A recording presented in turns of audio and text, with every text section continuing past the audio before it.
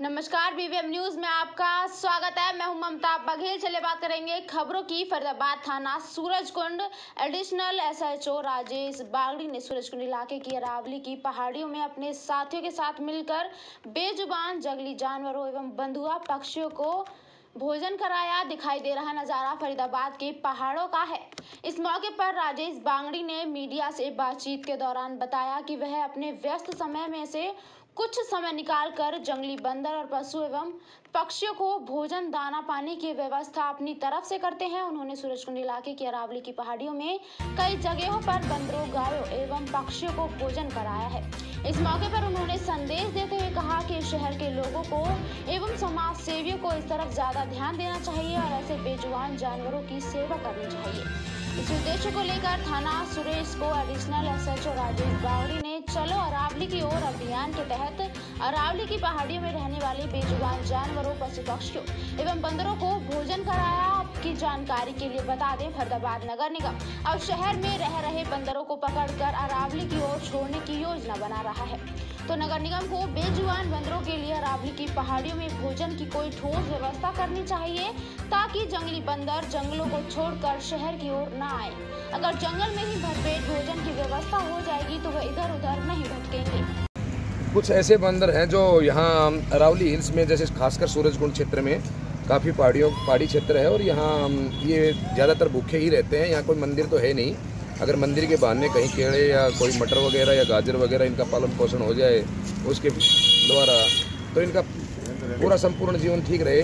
परंतु कुछ एक आदमी होते हैं जो सामाजिक सोशल काम भी करते हैं, कुछ धार्मिक काम करते हैं। मेरा संदेश तो यही है कि बेजुबान जानवरों को, चाहे वो गाय है, बांदर है, मोर है, जो हमारे ये हैं इस तरह के जानवरों को समय पर भोजन मिल जाए तो उससे अच्छा कोई भी ऐसा साधन नहीं है कि नगर निगम एक मुहिम चलाने वाला है। जो शहर के अंदर जो बंदर हैं, जो शहर की तरफ मूव कर चुके हैं, उनको पकड़ के वापस अरावली की पहाड़ियों में छोड़ने के एक योजना बना रहे हैं। तो क्या कुछ नगर निगम को प्रयास करने चाहिए ताकि बंदरों को भोजन मिले? वो उनका अपना एक मोटिव है और वो कंसर्न डिपार्टमेंट है, उनकी अपनी खुद की एक सरकारी विभाग से आदेश जारी होते होंगे।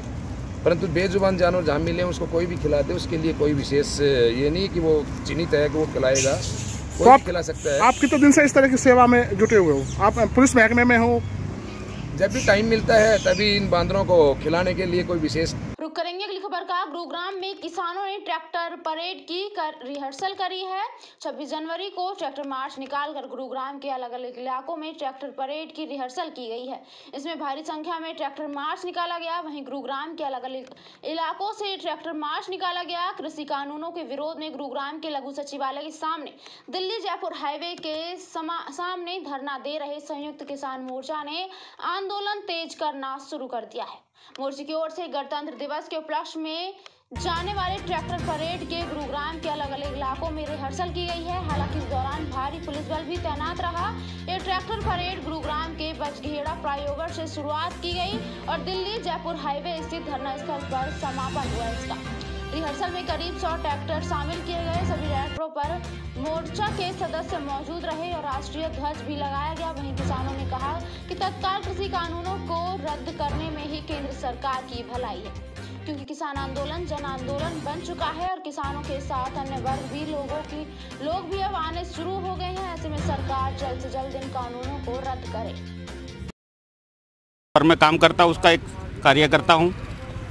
आज की जो हमारी रैली है, ये जो 26 जनवरी को जो हमारा ट्रायल है, आज 26 जनवरी को जो किसान देश की सड़कों पर ट्रैक्टरों के साथ प्रदर्शन करेगा, सरकार की ये जो 3 काले कानून है और चौथा जो बिजली बिल 2020 है, उसके खिलाफ जो देश का किसान एकजुट है वो अपना शक्ति प्रदर्शन कर रहा है।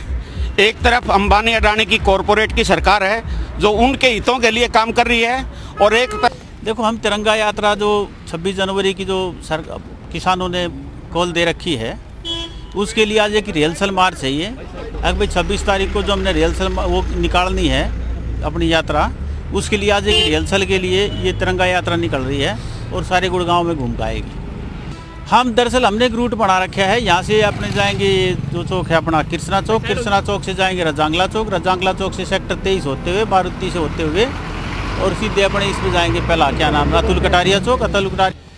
मैम ऐसा है, किसान आंदोलन का जो 56वां दिन आज चल रहा है और किसी भी आदमी को ऐसा नहीं है कि इसकी सूचना नहीं है और कोई भी आदमी ऐसा नहीं है जो इससे वाकिफ़ नहीं है। लेकिन सारे भारत को, यहाँ तक कि दूसरे देशों को भी इस चीज़ का पता चल चुका है। लेकिन भारत सरकार जो है, खट्टर सरकार जो है, मोदी सरकार जो है, वो अब तक जागी नहीं है।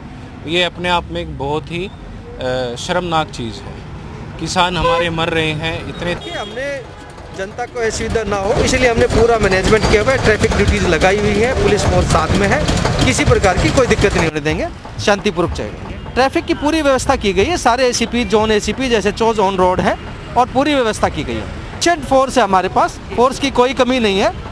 इन लोगों ने भी कहा हम शांतिपूर्ण करेंगे तो कोई दिक्कत आएगी नहीं। देखिए वो तो सिचुएशन के हिसाब से बात हो सकती है, हम अभी प्रेडिक्शन करना गलत है। फिर से बात करेंगे साइबर सिटी की। साइबर सिटी गुरुग्राम में वजीराबाद गांव के पास बन रहे हाईटेक शमशान घाट को बनाने का लगातार ग्रामीण विरोध कर रहे हैं और इसके विरोध में अनिश्चितकालीन धरने पर बैठ गए हैं। आपको बता दें कि वजीराबाद ढाडी के साथ घनी आबादी भी बसी हुई है और इस शमशान घाट का विरोध ग्रामीण धरना प्रदर्शन पर बैठकर कर रहे हैं।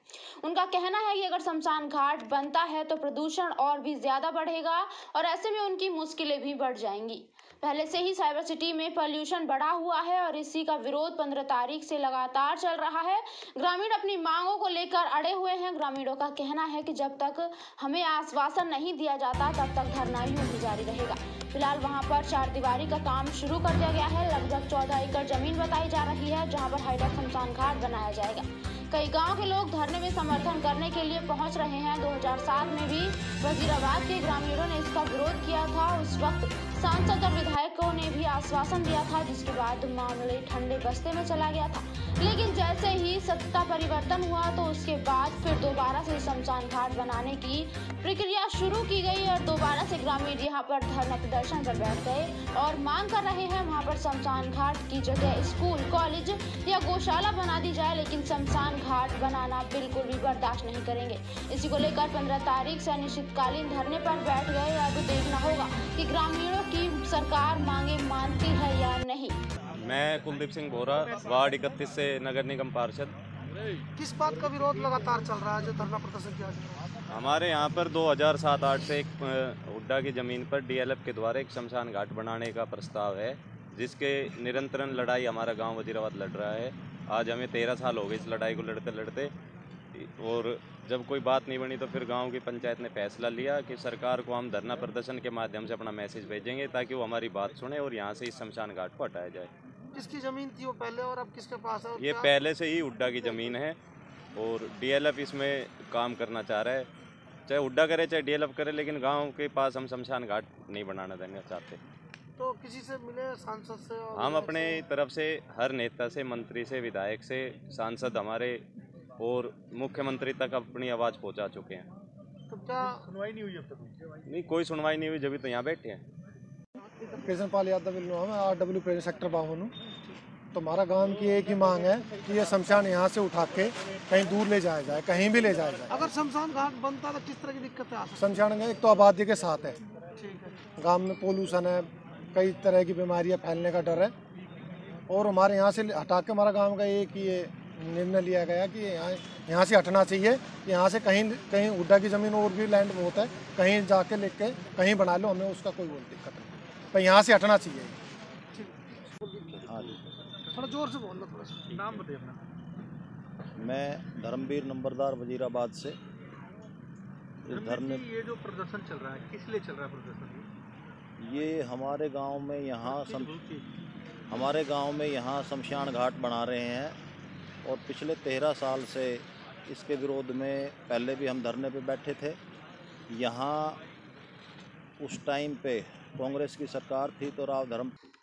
फिर करेंगे अगली खबर का। पलवल के गांव धतीर स्थित प्राइवेट कंपनी में एक काम कर रहे सैकड़ों मजदूरों का आरोप है कि कंपनी ने पिछले 2 महीने से सैकड़ों वर्कर्स की तनख्वाह नहीं दी और जिसके चलते सैकड़ों मजदूरों ने कंपनी के गेट पर खड़े होकर विरोध प्रदर्शन किया और कोरोना वैश्विक महामारी के चलते पूरे देश भर में लॉकडाउन की स्थिति बन गई। उसके बाद फरीदाबाद पलवल से बहुत सारी तस्वीरें ऐसी निकलकर सामने आई जहां पर कंपनियों ने बगैर नोटिस के हजारों वर्कर्स को कंपनी से बाहर कर दिया। हालांकि हरियाणा सरकार और प्रधानमंत्री नरेंद्र मोदी ने साफ तौर पर कंपनी प्रबंधकों से आह्वान किया था कि कंपनी वर्करों को कंपनी से ना निकालें। बावजूद इसके लगातार ऐसी तस्वीरें फरीदाबाद और पलवल से सामने आती रही हैं। ऐसा ही एक मामला फिर से पलवल के गाँव धतीर से सामने आया है, जहां पर बगैर किसी नोटिस के सैकड़ों कर्मचारियों को कंपनी के बाहर कर दिया। इतना ही नहीं, सैकड़ों वर्कर्स को लगभग 2 महीने की तनख्वाह भी कंपनी ने नहीं दी है।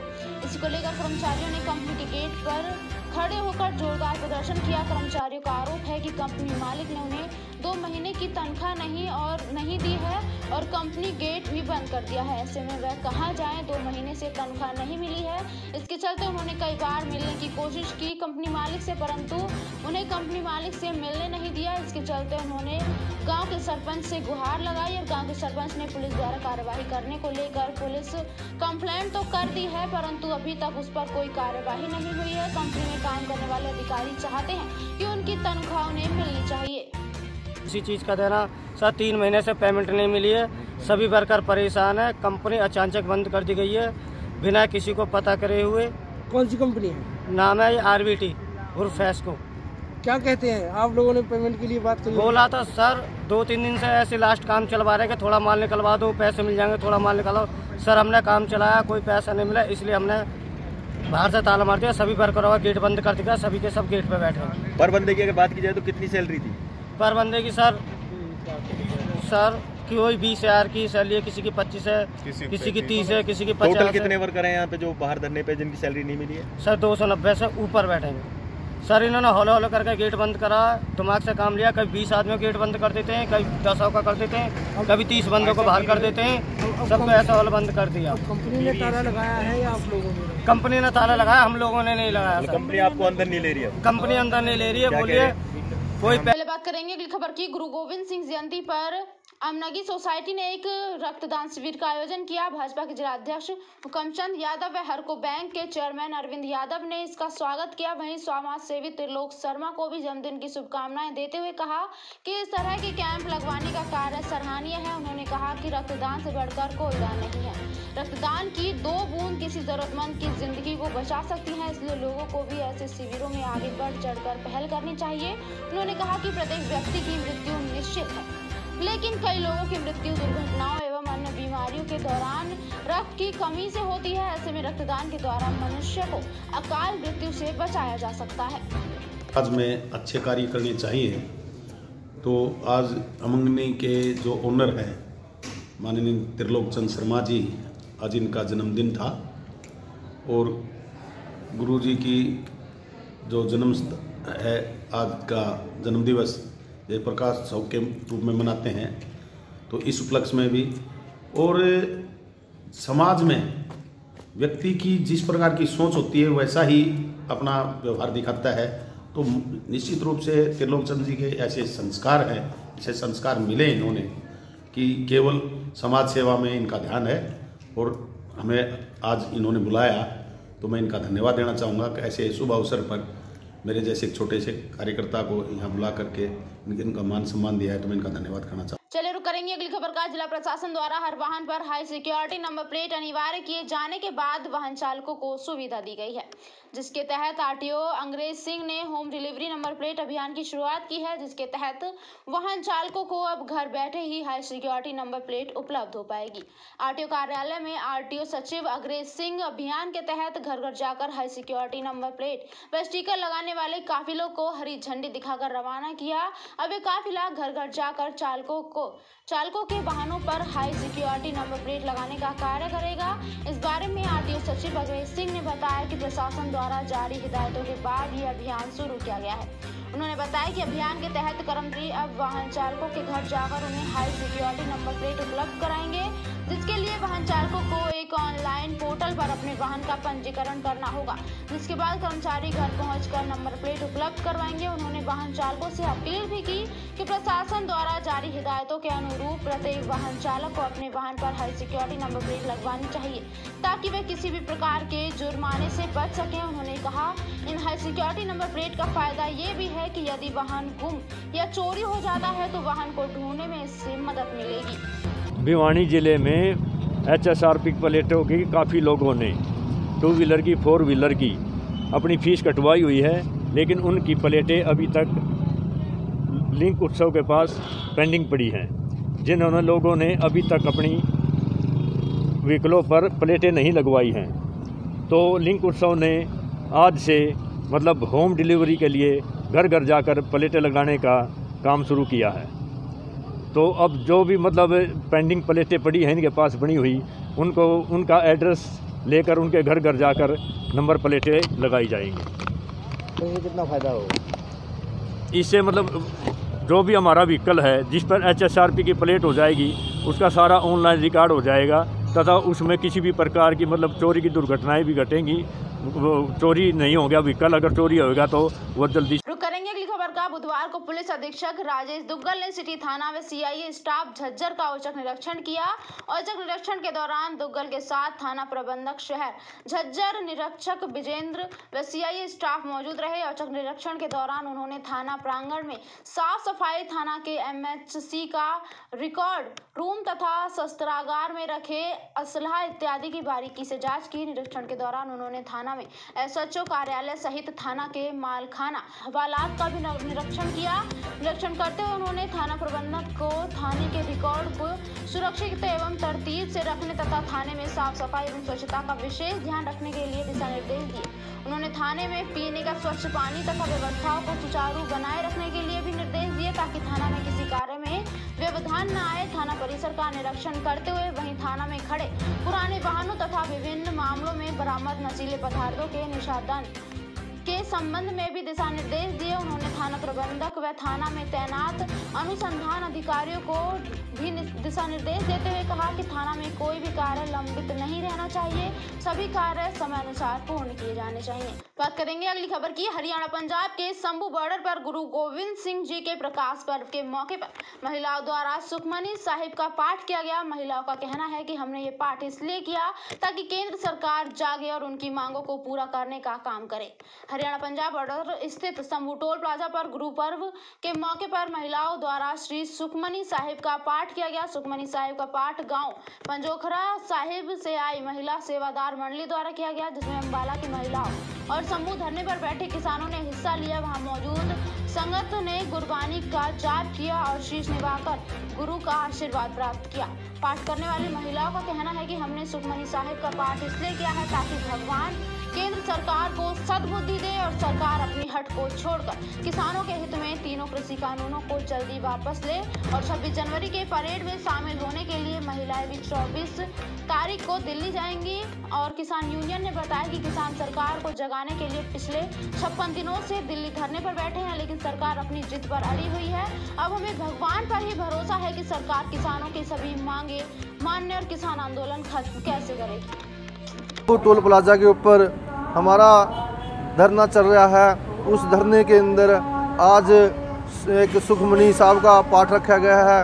वो पाठ पंजोखरा साहब की महिला मंडली ने यहाँ पर रखा है और सरकार को सद्बुद्धि देने के किसान मोर्चे वास्ते ते ਸਾਹਿਬ श्री गुरु गोबिंद सिंह जी ਦੇ ਪ੍ਰਕਾਸ਼ ਦਿਹਾੜੇ ਨੂੰ ਸਮਰਪਿਤ श्री सुखमनी साहिब जी ਦੇ ਪਾਠ ਕੀਤੇ, ਉਪਰੰਤ ਸ਼ਬਦ ਕੀਰਤਨ ਪੜ੍ਹੇ ਗਏ ਤੇ ਚਾਹ ਪਾਣੀ ਦੇ ਲੰਗਰ ਚੱਲੇ। ਸੋ ਸਰਕਾਰ ਨੂੰ ਵੀ ਚਾਹੀਦਾ ਹੈ ਕਿ ਜੋ ਕਿਸਾਨਾਂ ਦੇ 3 ਕਾਲੇ ਕਾਨੂੰਨ ਹਨ ਉਹਨਾਂ ਨੂੰ ਵਾਪਸ ਲੈਣ ਦੀ ਛੇਤੀ ਤੋਂ ਛੇਤੀ ਕਿਰਪਾ ਕਰਨਾ। सो साਰਿਆਂ ਦਾ को सद्बुद्धि दे और सरकार जो अपनी जिद पे अड़ी हुई है वो ये जिद ना करे कि सारे काले कानून अपने 3 काले कानून वापस ले। हम भी खुशी खुशी अपने घर आए, हम यही चाहते हैं। और हम हर तरह से अपने भाइयों के साथ खड़े हैं, जहाँ भी जैसे भी हमारी जहाँ भी ज़रूरत होगी हम हर जगह अपने भाइयों के साथ खड़े हैं। महिलाएं दिल्ली भी जाएंगी 26 को?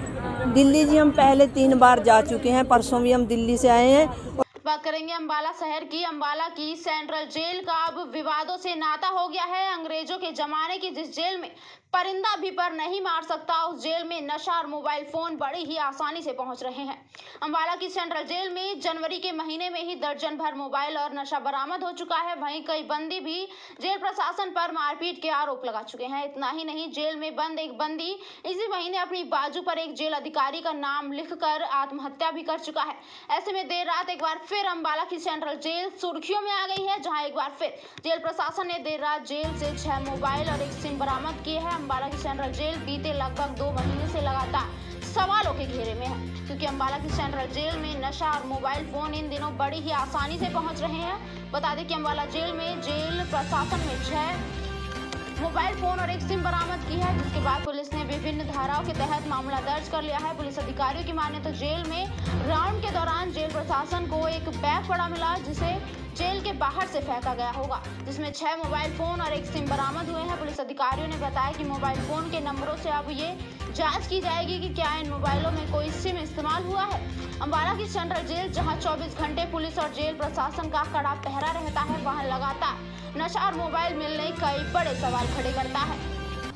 श्री विवेक सांगवान डीएसपी जेल का फोन आया कि जेल के अंदर जब सुबह उनके कर्मचारियों ने राउंड लगाया तो उनको एक थैला, छोटा सा बैग वहाँ पे मिला, जो किसी ने शायद बाहर से फेंका हुआ है, जिस पर उस बैग की वो तलाशी ली गई। उसमें 6 नए मोबाइल अलग अलग, एक जिनमें टच का है, बाकी सैमसंग के हैं, कचोडा कंपनी का है, एक छोटा चाइनीज फ़ोन है। ये कुल 6 फ़ोन जो बिल्कुल नए लगते हैं, और एक सिम बरामद हुआ है।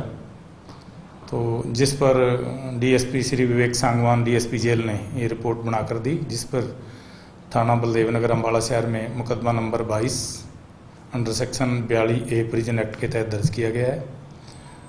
उस सभी 6 मोबाइल का कांग्रेस पार्टी के हरियाणा प्रभारी विवेक बंसल और हरियाणा कांग्रेस अध्यक्ष कुमारी सलजा ने धर्मनगरी कुरुक्षेत्र में पहुंचकर कार्यकर्ताओं की मीटिंग ली। उससे पहले सर्किट हाउस में बंद कमरे में भी कार्यकर्ताओं के साथ रूबरू हुए थे।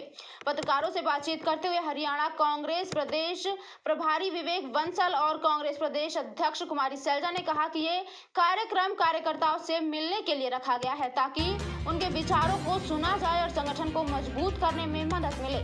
हरियाणा कांग्रेस प्रदेश प्रभारी विवेक बंसल ने कहा कि वे पिछले 2 दिनों से इस तरह के कार्यक्रम कर रहे हैं, ताकि संगठन की तिथि का पता चल सके और जो लोग गुटबाजी का शिकार हुए हैं और प्रतिभा होते हुए भी सामने नहीं आ सके हैं, उन्हें चिन्हित किया जा सके और जल्द से जल्द संगठन को खड़ा किया जा सके। वहीं किसान आंदोलन पर बोलते हुए कहा कि कांग्रेस पार्टी शुरू से ही किसानों की साथ खड़ी है और जब तक ये 3 काले कानून वापस नहीं लिए जाते, तब तक किसान आंदोलन करते रहेंगे।